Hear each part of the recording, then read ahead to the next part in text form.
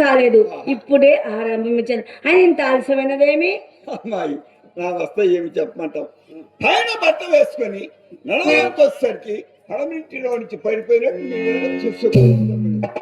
ఆ వెనుకదుము ముందుకు మంచి తొందరు కదా అని మనస్సు సరి చేసుకొని వీధి మొదలకు వచ్చేసరికి నల్లటికి లేదు అమ్మాయి. ఆ 10 రూపాయలు పోయి నీ వదిన 2 తిట్టి హైబడి దండమని వేసి చాపమంది రమ్మంది చెప్పి చతికలబడి మరణ ప్రయాణమై వచ్చింది కదా. సందేహం ఏముందయ్యా, నమ్మినాచారం లేదు. కొత్త కూడా చేత ముచ్చుకుని చక్కగా ఎదురు నాకు ఎక్కడదానికి పంపించేది మిత్రమా.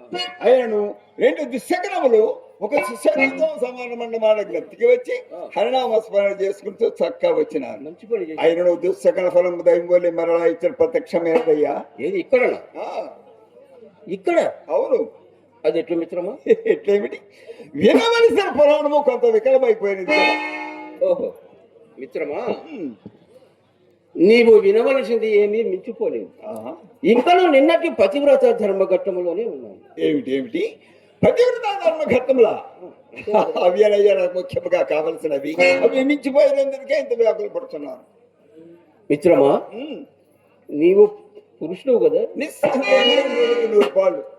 మరి పతివ్రత ధర్మఘట్టము పట్ల ఇంత పామరమందులకు అనుకున్నాను మీకు ఆ సందేహం వస్తుందని. రాదా మరి? నాకొనుకొనుకుంటివా?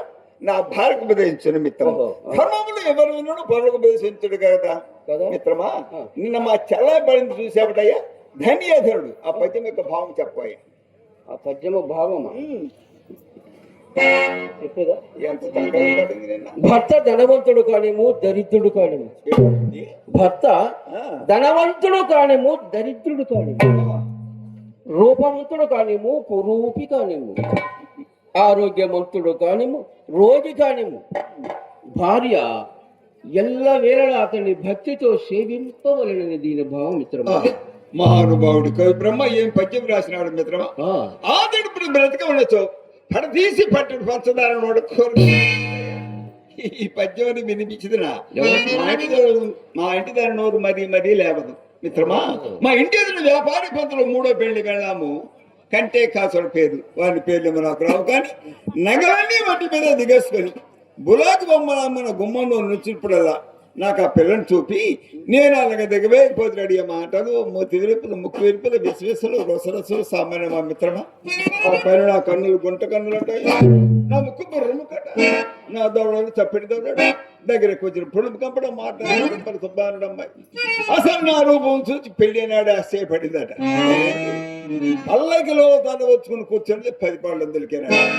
భర్త యొక్క కురుపేను భార్య అతను కాళ్ళు కలిగి ఎత్తున చల్లుకొని తీరవలసింది పురాణం విధంగా ఓటుండా దానికి దగ్నమో అన్నయ్య. మా వదిన చాలా చక్కగా చదువుకున్నది కదా. అదే నమ్మడు వచ్చిన చిక్కంత, అందుకే దానికి ఇంత ఎదురుపాటు అయినప్పుడు అడంగులు కారమ్మాయి అలా మాసిపోయి కట్టుబాట్లు కాలిపోయి పని బాటలు పనులు కలిసి ఎగ్గు సిగ్గులు 7 కలిసి పనికి మన వేషాలు పట్టణాన్ని రోషాలు రచనకి రాద్ధాంతాలు శివనాడి సిద్ధాంతాలు. మిత్రమా, కొంతకాలం ఈ విధంగా గడిచినచో మన మగవారిని కూడా మన్నే కదటయ్యా.